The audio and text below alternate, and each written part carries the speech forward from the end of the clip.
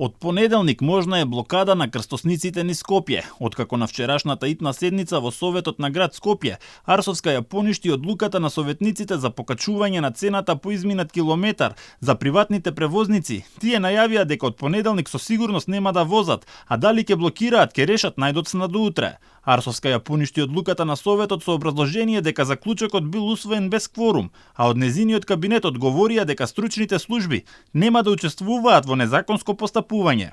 Председателот на Советот Славевски пак ја обвини за обструкции. На седницата советникот на ВМРО ДПМН Мартин Стојановски ја изрази поддршката за иницијативата да се зголеми цената по километар за приватните превозници, а и денес нагласи дека оваа мерка е важна за решавање на проблемите со протестите и блокираните линии.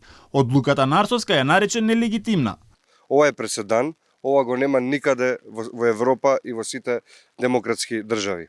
Ова е нешто слично на режимот на Енвер Хоџа во Албанија, ова е нешто слично на режимот во Кореја и на режимот на Чаушеску во Романија. Ваков преседан до сега немало. Да поништите одлука на Совет, во која јасно се гледа на снимки дека при самото гласање има присутни 29 советници, со се председател Трајко Славевски на местото каде што седи, и да ја поништите е сосема безмислено.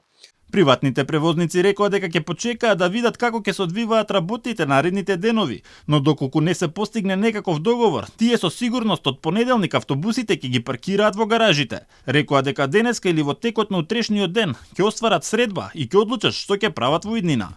Значи, со сигурност се знае дека не може да почнеме со работа, не може да се вратиме на линиите, пошто ја знаете нашата состојба, нели, финансиски. А за блокада на улиците не сме дискутирале за тоа. Ако нема нешто, тогаш ќе се состанеме ние заедно, па ќе донесеме одлука што понатак. Не сакам да коментирам кој е одговорен. Важно, работата не се завршува. Трпи градот, трпат патниците, трпи економијата. За жал, сите треба да се одговорни.